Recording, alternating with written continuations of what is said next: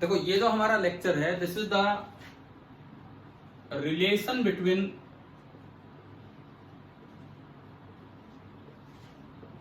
M mutual inductance and L self inductance. Mutual inductance और self inductance में क्या relation है? बिकॉज आज पिछले क्लास में जो दिन में अपलोड किया गया था, आपकी सुबह क्लास हुई थी, लाइव क्लास, उसमें हमने सेल्फ इंडक्टेंस निकालना सीख लिया। उससे पिछली क्लास में म्यूचुअल इंडक्टेंस निकालना सीख लिया। तो अब हम एक चीज ये देख रहे होंगे कि म्यूचुअल इंडक्टेंस और सेल्फ इंडक्टेंस में रिलेशन क्या है। हम इस चीज पे चलेंगे। देखो, सबसे पहली बात, हमने एक फॉर्मूला ये सीखा, पहला फॉर्मूला, कि अगर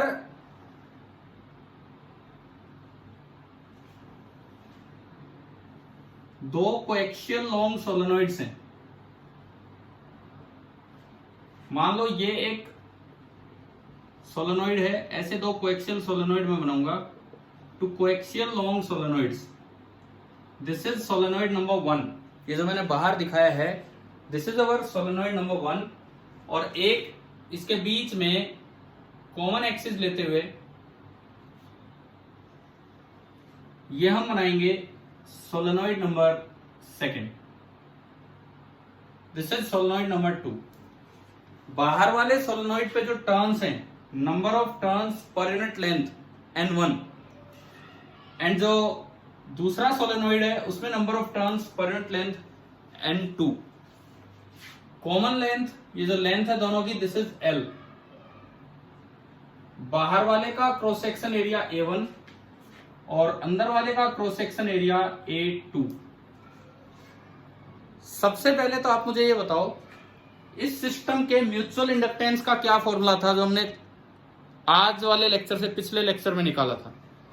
इस सिस्टम के म्यूचुअल इंडक्टेंस का फॉर्मूला बताइए क्या था?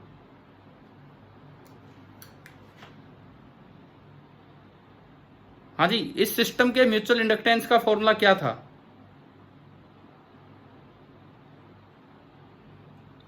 बोलो चलो। पाई आर स्क्वायर मत बोलो, A1 या A2 ये बोलो आप। देखो, फॉर्मूला था mutual inductance upon volume inner solenoid का volume is equal to mu naught into N1 into N2। और इनर का वॉल्यूम कितना है? इनर का वॉल्यूम A2 इंटू L। तो यानी कि जो म्यूचुअल इंडक्टेंस बना, म्यूचुअल इंडक्टेंस यहां पे आया mu naught N1 N2 A2 into L, equation number 1। हाँ जी बताओ, ये क्लियर हुआ कि नहीं? ये A की जगह है A2। पति ये वाला पॉइंट आ गया समझ में, ये हमने कैसे लिखा था? ठीक है। अब जो आज की क्लास में हमने सेल्फ इंडक्टेंस निकाला, अब उसका यूज करके आप L1 और L2 लिखो अलग अलग। इसका L1 बताएं कितना है? सेल्फ इंडक्टेंस का क्या फॉर्मूला निकल के आया था आज? बोल दीजिए, कोई भी बोल दीजिए। सेल्फ इंडक्टेंस का क्या फॉर्मूला निकल गया? सेल्फ इंडक्टेंस अपॉन इसका volume is equal to mu naught into N square, और इस पे N1 है, और इसका खुद का वॉल्यूम कितना होगा? A1 into L। इसका वॉल्यूम होगा A1 इंटू L। तो L1 आपका आया mu naught into N1 square into A1 into L, equation number 2। बताओ क्या ये समझ में आ गया है कि नहीं? ठीक है। और तीसरा ऐसे ही हम लिखे L, इसका L2 अपॉन इसका वॉल्यूम 2, दिस वाज वॉल्यूम 1 खुद का, ये बनेगा mu naught into N2 square, और इसका वॉल्यूम है A2 इंटू L। तो अगर मैं यहां से L2 देखूं तो L2 निकल के आ रहा है mu naught into N2 square into A2 into L, equation number 3। पिछली क्लास से ये 3 फॉर्मूले हमने लिए और ये तीनों चीजें यहां पे लिख दी। अब हम थोड़ा रिलेशन देखना चाहेंगे कि M, L1 और L2 में दरअसल क्या रिलेशन बन रहा है।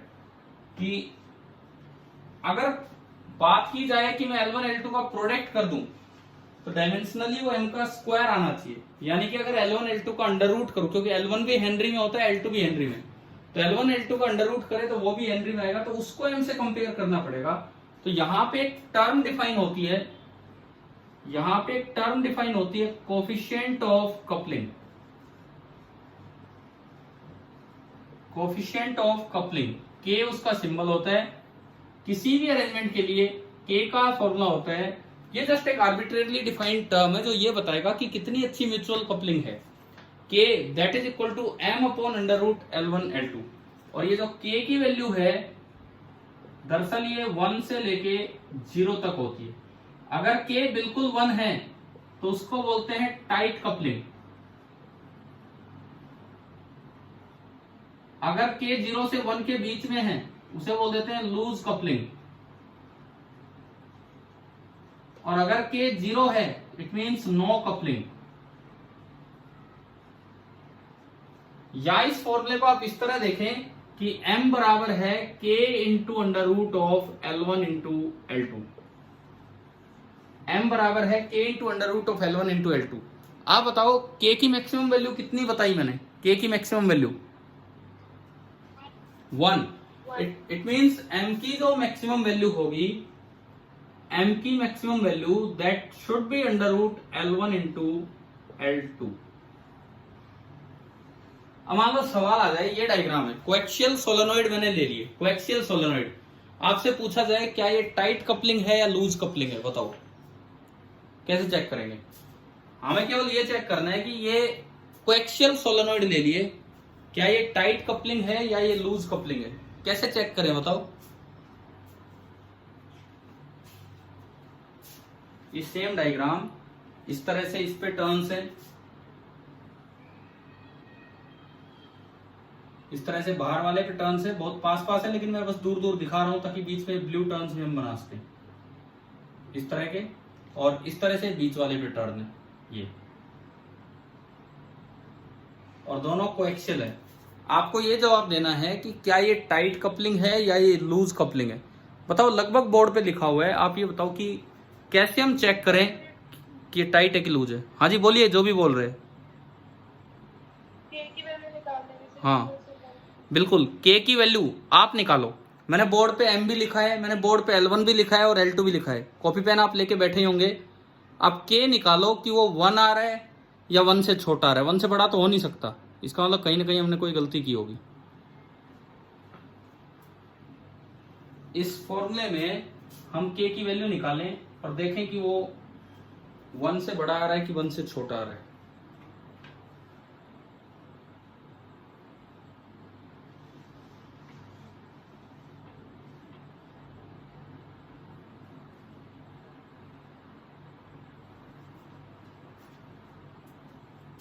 हम पुट करते हैं k is equal to m। m मेरे पास ये लिखा हुआ है mu naught n1 n2 into a2 into l divided by under root of L1 L2। अब ये बनेगा under root of L1 into L2। आप देखो, एक म्यू नॉट इसमें, एक म्यू नॉट इसमें, तो एक बन गया म्यू नॉट का स्क्वायर। एक n1 स्क्वायर यहां से आएगा, एक n2 स्क्वायर इधर से आएगा, एक a1 a2 और एक l स्क्वायर, a1 a2 और l स्क्वायर। हाँ जी भाई बताओ, क्या यहां तक आया समझ में? ठीक है, म्यू नॉट भी कैंसिल हो गया, n1 n2 भी कैंसिल हो गया, l भी कैंसिल हो गया। ये k बचा a2 upon under root of a1 a2। ठीक है, के बचा a2 अपॉन दिस। a2 को मैं लिख सकता हूं a2 स्क्वायर का स्क्वायर रूट कॉमन आ जाएगा। एक a2 से एक a2 कट गया, तो क्या आया a2 बाई a1। अब बताओ a2 by a1 less than 1 है कि इक्वल टू 1 है कि ग्रेटर देन 1 है? लेस देन 1, क्योंकि a2 छोटा है। a2 छोटा है तो दिस इज लेस देन 1, तो उसका अंडर रूट भी लेस देन 1 होगा। इट मींस ये कैसी कपलिंग है? लूज कपलिंग है, टाइट कपलिंग है? बताओ, लूज कपलिंग।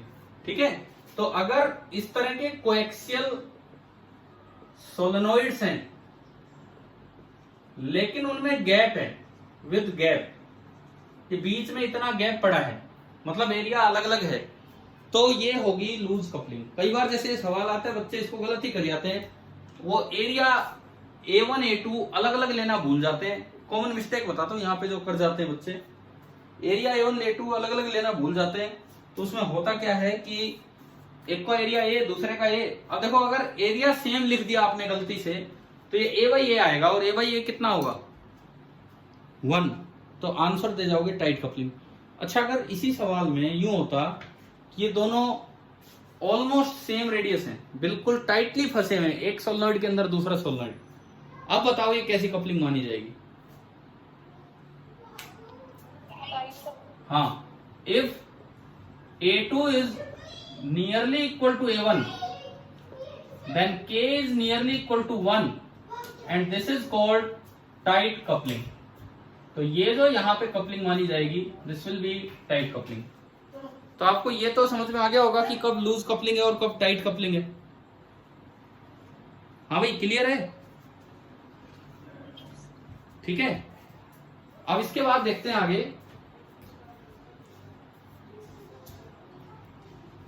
बिठा दो ना मैं इसको, ये क्लियर हो ही गया होगा सारा।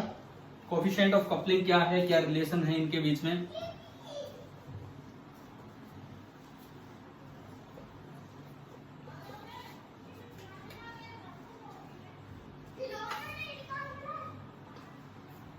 इसके बाद देखो,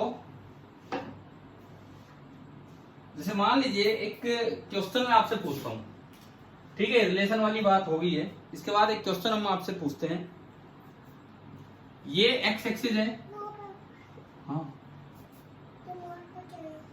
मार्क कर दिया, जो वाई एक्सिस है ये जेड एक्सिस है। इस तरह से आपको, चलो इससे पहले मैं एक और सवाल पूछता हूं टाइट कपलिंग पे, इसको मैं मिटा नहीं रहा हूं, ये भी अभी हम यूज करेंगे। आपको ये दिया गया है कि ऑन ए सिलेंड्रिकल रॉड,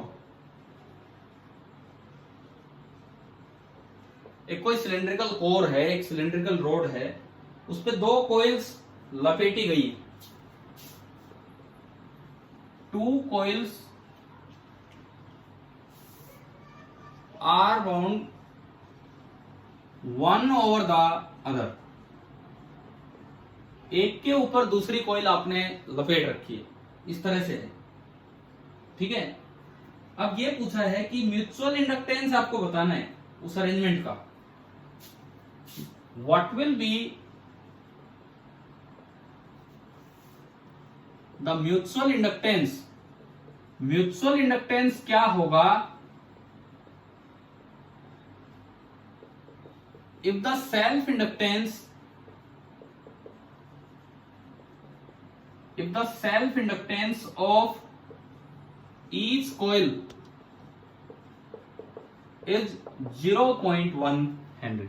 ये आपका क्वेश्चन है, एक्सिस का कोई रोल नहीं, ये अगले सवाल में लेंगे, इसका जवाब दीजिए आप। मैंने वैल्यूज भी बहुत आसान दी हैं।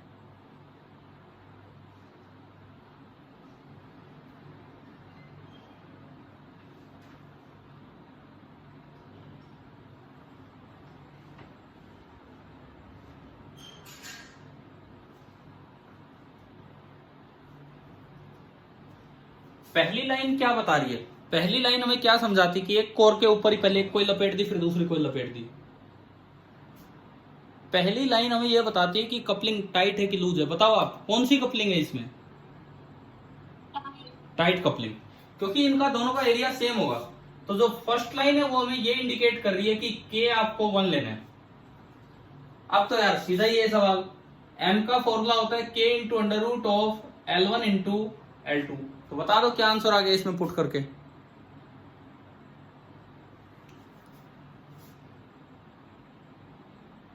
बोलिए क्या आंसर आया?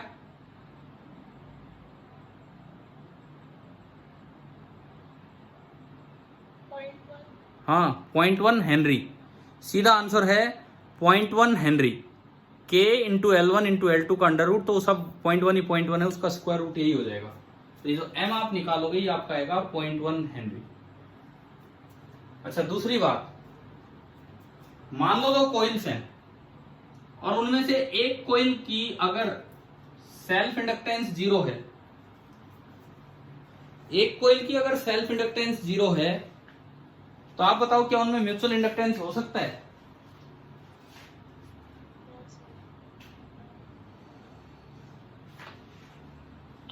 No sir. हाँ बिल्कुल सही आंसर। अगर एक भी कोयल की सेल्फ इंडक्टेंस 0 है तो म्यूचुअल इंडक्टेंस 0 होगा। देखो, if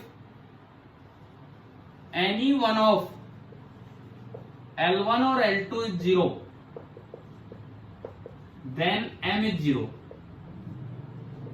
but if M is 0 तो क्या आप ये कह सकते हैं कि L1 या L2 में से कोई 0 श्योरली होगा? अगर M 0 है तो क्या आप ये कह सकते हैं कि L1 L2 में से कोई भी श्योरली 0 होगा? नहीं कह पाएंगे, क्योंकि एक और चीज है जो 0 हो सकता है। कौन? के। मैंने जिस दिन म्यूचुअल इंडक्टेंस आपको पढ़ाया, तो वो कोइल्स वाली स्टार्टिंग की थी। एक कोइल यूं ली, एक कोइल यूं रखी, तो M आया था। फिर जब इसको 90 डिग्री पे रखा, 90 डिग्री पे आपको याद आ जाए तो M 0 हो गया था। ध्यान है क्या? पहले दो कोप्लेनर कोइल ली थी, फिर ऑर्थोगोनल कर दी थी, तो M 0 हो गया था, क्योंकि फ्लक्स 0 हो गया था इस वजह से। तो वहां L1 L2 0 नहीं हुए थे, वहां K 0 हो गया था, इस वजह से M 0 आ गया था। क्लियर? अब चलो मैं ये जो एक्सिस बनाए इस क्वेश्चन पे आता हूं। ये जो XYZ हम एक्सिस बना के लेके चल रहे थे, इस वाले सवाल पे आते हैं।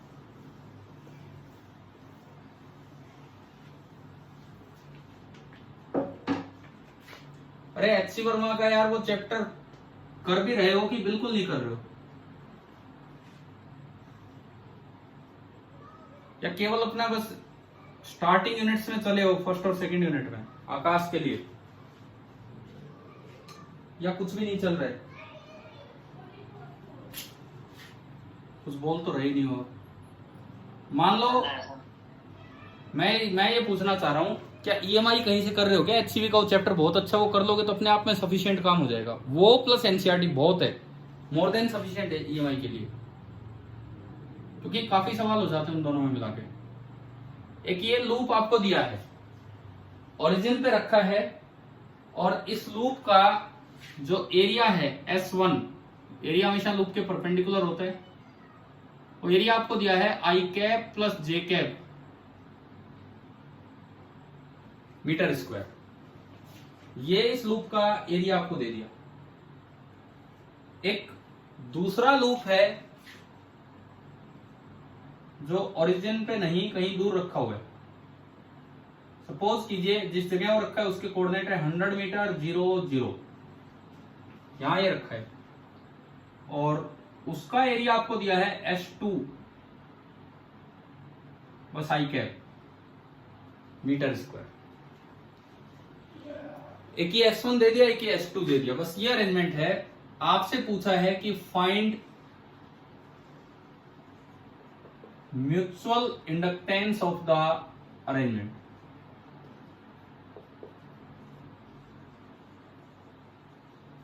अब ये सवाल मैं रिलेशन पे नहीं ले रहा हूं, ये सवाल मैं रिलेशन पे नहीं है, मैं M कैलकुलेट करने पे ले रहा हूं कि भाई M कैसे कैलकुलेट किया जाए।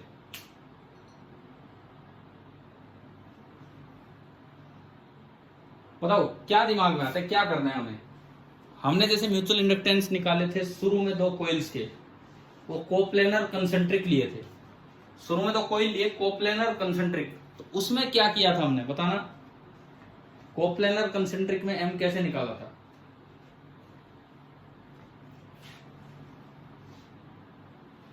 हाँ जी बताओ एक बार। कोप्लेनर कंसेंट्रिक जब लिए थे तो उसमें M कैसे निकाला था?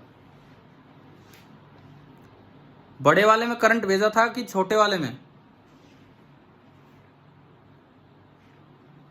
बोलो यार, जवाब दो, कुछ तो जवाब दो।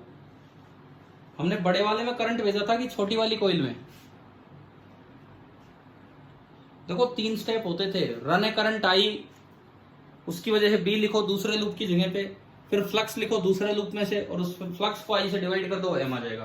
तो आप बताओ, जब मैंने दो कंसेंट्रिक कोप्लेनर कोइल लिए थे कभी 2 दिन पहले, तो उसमें करंट किस में भेज के भी लिखना आसान था ताकि फ्लक्स लिखा जाए? बड़े में या छोटे में? बड़े वाले। बड़े वाले में। तो यहां किस में भेजे हम करंट?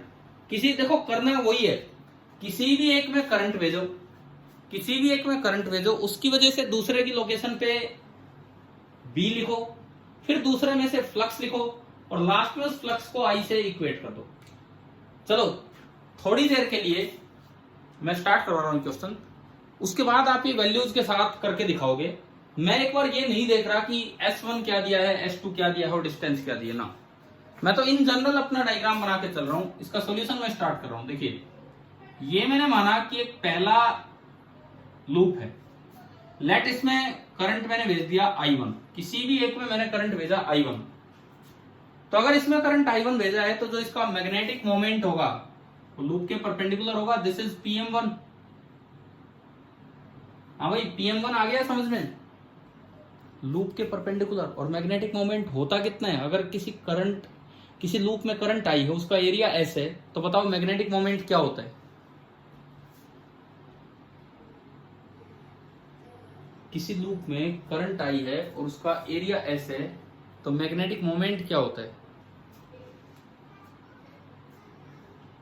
किसी लूप में करंट आई है, उसका एरिया A है, तो मैग्नेटिक मोमेंट, हाँ I इंटू एरिया। तो जो PM1 बनेगा वो बनेगा I1 इंटू S1 वेक्टर।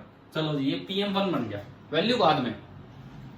फिर इसकी वजह से सेकंड लूप, ये टिनी लूप्स हैं, आप देख सकते हो टिनी लूप्स हैं। कैसे पता लग रहा है टिनी लूप्स हैं, इनके बीच की डिस्टेंस कितनी है, इनके बीच की डिस्टेंस कितनी है बोलो, 100 मीटर। और इसका एरिया कितना है 1, इसका एरिया है √2। तो अगर देखा जाए तो ये डिस्टेंस जो R है, ये जो डिस्टेंस है R, this is very much greater than S1 and S2। It means these are tiny loops. इसका मतलब है कि ये दोनों टिनी लूप्स हैं, छोटे छोटे लूप हैं, दो लूप। तो टिनी लूप अगर हैं तो मैं इसको एक शॉर्ट बार मैग्नेट की तरह या शॉर्ट मैग्नेटिक डाइपोल की तरह ट्रीट कर सकता हूं। शॉर्ट मैग्नेटिक डाइपोल की तरह मैंने ट्रीट किया और उसका PM1 ये लिख दिया। इसकी वजह से दूसरे की लोकेशन पे मुझे B लिखना होगा, तो ये बन गया वेक्टर R। वेक्टर R कुछ भी बने बाद में, सवाल पे बाद में चलेंगे, ये बन गया वेक्टर R। अब किसी भी P की वजह से R डिस्टेंस पे मुझे B लिखना है, फिर B डॉट S करके फ्लक्स लिखना है और लास्ट में उसको करंट से डिवाइड कर देना है। तो सबसे पहला काम B कैसे लिखे, एक कोऑर्डिनेट फ्री फॉर्म याद आती है क्या हमें, कोऑर्डिनेट फ्री फॉर्म बताओ भाई, कोऑर्डिनेट फ्री फॉर्म याद आती है, नाम ध्यान आ रहा है। चलो ये बता दो कि एक कभी पढ़ी थी हमने डाइपोल की कोऑर्डिनेट फ्री फॉर्म, उसमें ये था कि अगर इलेक्ट्रिक डाइपोल है, इलेक्ट्रिक डाइपोल, तो उसका फॉर्मूला था K/R³। मैं अब आपको याद दिला दूं, 3 times P dot R cap, ये एक नंबर था, into vector R cap minus vector P। हाँ भाई बोलो, कोऑर्डिनेट फ्री फॉर्म ध्यान आ गई अभी तो, क्या थी क्या नहीं। अच्छा इसको देख के तो याद आ रहा होगा, ऐसा कुछ पढ़ा था हमने कभी डाइपोल के टाइम, है ना। तो ऐसे ही मैग्नेटिक डाइपोल अगर होगा B, देखो इलेक्ट्रिक डाइपोल में क्या होता था 1/4πε0 इलेक्ट्रिक फील्ड में, यहां क्या होता है μ0/4π R³ 3 times PM1 dot R cap, R vector हमने बना रखा है, into R cap vector minus PM1 vector. आप बताओ कि आपको B लिखना आ गया कि भाई इस I1 की वजह से इस पॉइंट पे B कितना होगा। हमें इससे मतलब नहीं हो किस डायरेक्शन में होगा, किसी भी डायरेक्शन में हो वो ये B1 होगा। तो मैं B1 को लिखता हूं B1। चलो लिखते हैं हम, इसके करंट की वजह से वहां B, पहला स्टेप। दूसरा स्टेप उस B की वजह से उसमें से फ्लक्स लिखेंगे सेकंड में से, और तीसरा स्टेप फ्लक्स को I1 से डिवाइड कर देंगे तो म्यूचुअल इंडक्टेंस आ जाएगा। चलिए B1 लिखवाओ, इसकी वजह से वहां लिखवाना है, तो μ0/4π R ये बना रखा है R³ into 3 times PM1 vector क्या है यहां देखो बोर्ड पे, PM1 वेक्टर I1 S1, तो 3 times I1S1 vector dot R cap into R cap minus PM1, तो माइनस बना I1 इंटू S1 वेक्टर। भाई फर्स्ट स्टेप बताओ आप, M लिखने की तरफ हम बढ़ रहे हैं, क्या पहला स्टेप समझ में आ गया कि B कैसे लिखा? बोलते रहो, ऐसा नहीं होना चाहिए कि पता लगे कि कंफ्यूजन ही कंफ्यूजन है। अगर ये फॉर्म आती है तो आप ये B लिख पाएंगे। अभी बताओ B लिखना आ गया? B1। हाँ जी, कोई डाउट है किसी को तो पूछिए इसमें। B1 या सभी को क्लियर है? ठीक है। अब दूसरा स्टेप होता था, इस B1 की वजह से S2 में से फ्लक्स लिखो। नंबर ऑफ टर्न्स हो तो उससे मल्टीप्लाई कर दो, ऐसा कुछ दिया नहीं इस सवाल में।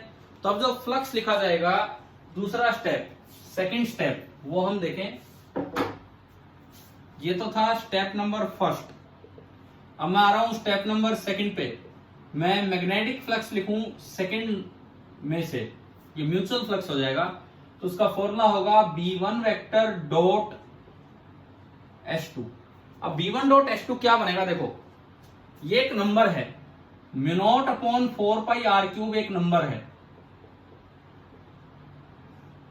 यहां पे ना दो टर्म्स हैं, एक ये वाली टर्म है, इसका डॉट S2 होगा, और एक ये वाली टर्म है, इसका डॉट S2 होगा। डॉट S2 करना है। इस टर्म में I1 एक नंबर है और S1 एक वेक्टर है। तो I1 तो एक नंबर है, वो तो बाहर रह जाएगा, और S1 एक वेक्टर है, उसके साथ डॉट प्रोडक्ट हो जाएगा S2 का। आप ये बताओ सेकंड टर्म के साथ कैसे लिखा, क्या ये समझ में आया हमें? बोलते रहो तभी मैं आगे बढ़ूंगा। सेकंड टर्म, ठीक है। फर्स्ट टर्म में देखो नंबर कौन सा है, जैसे इसमें I1 एक नंबर था, उसको अलग किया, वेक्टर के साथ S2 का डॉट किया। इसमें बताओ नंबर कहां तक है और वेक्टर कौन सा है? यहां तक ये पूरा एक नंबर है, यहां तक ये पूरा एक नंबर है, क्योंकि ये तो एक नंबर आ लेगा। वेक्टर ओनली कौन है इसमें? R cap. Vector only R cap है, तो आर कैप का तो S2 के साथ होगा डॉट, उसको आप लिख सकते हो आर कैप डॉट S2।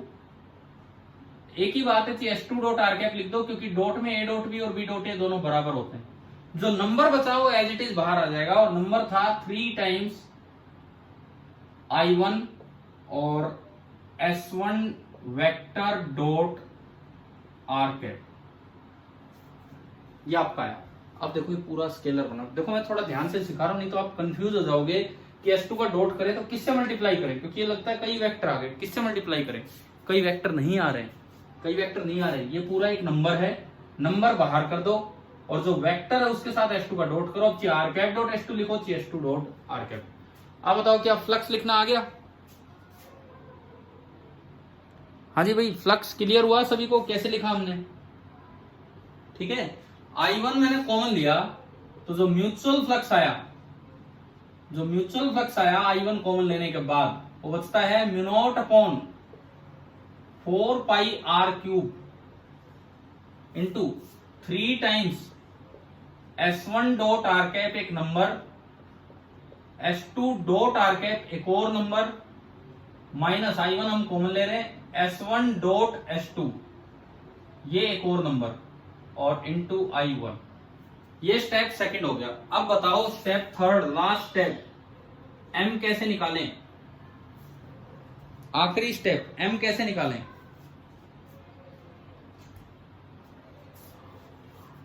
हाँ जी, M कैसे निकालें? I से डिवाइड करने से। यस, जो म्यूचुअल फ्लक्स आया, जो भी म्यूचुअल फ्लक्स आया उसको I1 से डिवाइड कीजिए, और I1 हमने पहले ही अलग कर रखा है ताकि I1 कट जाएगा। तो म्यूचुअल फ्लक्स यहाँ पे हमारा जो आंसर आएगा इसका, वो आएगा μ0 upon 4 pi r³, μ0 upon 4 pi r³। ये रटना नहीं है, कोई फॉर्मूले की तरह नहीं रटना है, क्वेश्चन था जो हमने सोल्व किया। 3 times S1 dot R cap,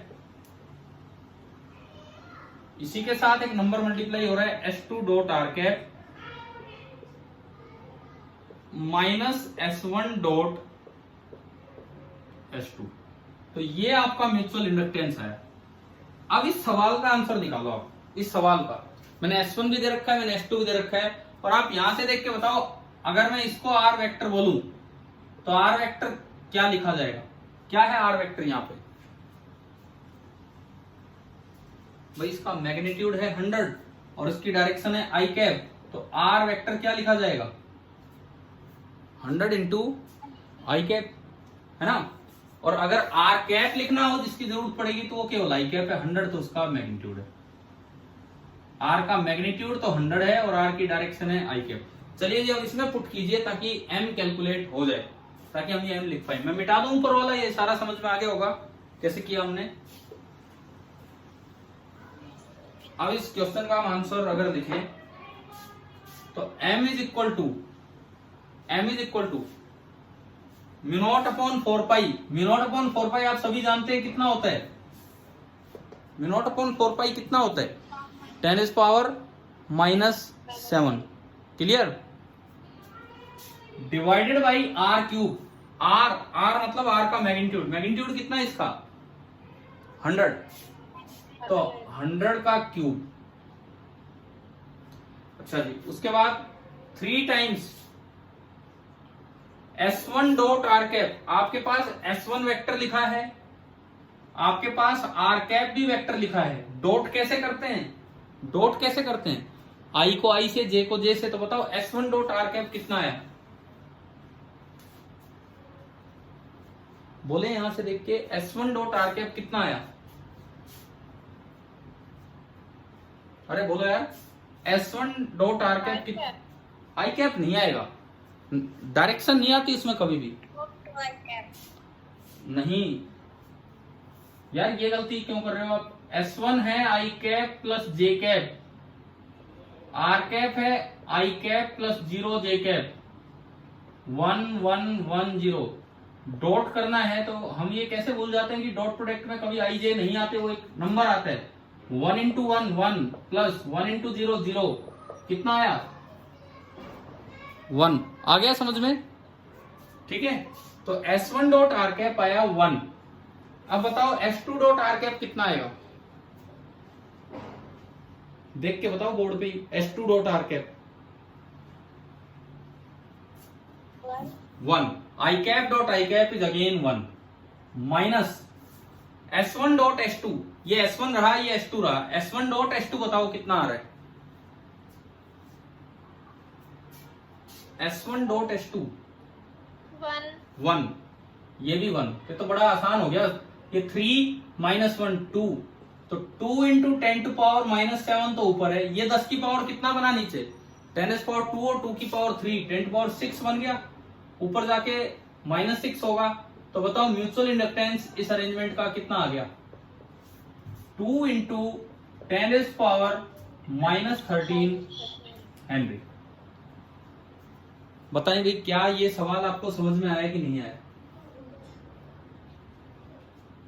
बताओ। मैंने अभी तक आज की क्लास में एक तो L1 L2 M में रिलेशन समझाया क्या होता है, कैसे टाइट कपलिंग लूज कपलिंग, लेकिन फिर मैं वापस से जैसे ML के क्वेश्चन चल ही रहे हैं तो आपको कोऑर्डिनेट फ्री फॉर्म का यूज करवा दिया कि M कैसे निकाला जाता है। हाँ भाई, क्लियर हो गया सभी को? कौन सा? देखो ये क्वेश्चन ही देख लो आप, अगर फिर से कोई डाउट। कहां से? दोबारा बोलो, कौन से स्टेप में दिक्कत है? अच्छा, यहां तक क्लियर है? यहां तक अच्छा, ये क्लियर है। हमें केवल ये नंबर्स पुट करने हैं बस। तो देखो मेरे पास S1 वेक्टर है, अगर मैं देखूं 1 into I cap plus 1 into J cap. S2 vector अगर मैं देखूं तो that is 1 into I cap plus 0 into J cap. और आर कैप वेक्टर अगर मैं देखूं, R cap vector is only I cap, तो R cap vector is 1 into I cap plus 0 into J cap. R cap vector is this. तो अभी आप ये बताओ कैसे करते हैं dot product? S1 dot R cap करना है। S1 डॉट आर कैप, आई को आई से मल्टीप्लाई करो, आई को गायब कर दो, जे को जे से। 1 इंटू 1 1, 1 इंटू 0 0, यानी कि जो S1 डॉट आर कैप है उसकी वैल्यू 1 है। क्या यहां तक समझ में आ गई? ठीक है। S2 डॉट आर कैप भी ऐसे ही करोगे वो 1 ही आएगा, और S1 डॉट S2 करोगे वो भी 1 ही आएगा। 3 इंटू 1 इंटू 1 3, 3 माइनस 1 2, तो ये अगर देखा जाए तो बहुत अच्छे कैटेगरी के क्वेश्चंस में आता है। चुप हो जाओ, बोलो मत। ये बड़े अच्छे सवालों की कैटेगरी में आ रहे हैं ये सवाल, क्योंकि आपने बी लिखा, वेक्टर फॉर्म में गए, कोऑर्डिनेट फ्री फॉर्म का यूज किया, तब जाके एम आप लिख पाए। तो अभी मुझे बताओ कि यहां तक ये पूरा पॉइंट क्लियर हो गया है कि नहीं? ठीक है। अब सुनो, अब मैं आपको जस्ट एक कंपैरिजन दे रहा हूं, उसका प्रूफ आपको बताऊंगा, एनसीईआरटी में है। मैं 1 मिनट देखता हूं कितना टाइम बचा है। 2 मिनट, लास्ट 2 मिनट बचे हैं। देखिए आखिरी बात मैं आपको बता रहा हूं अभी आज की क्लास के लिए। अभी तो कल मॉर्निंग क्लास में म्यूचुअल इंडक्टेंस, सेल्फ इंडक्टेंस इन पे चलनी है। अब समझिए, लेकिन एक चीज आपने ये पढ़ा है कि कैपेसिटर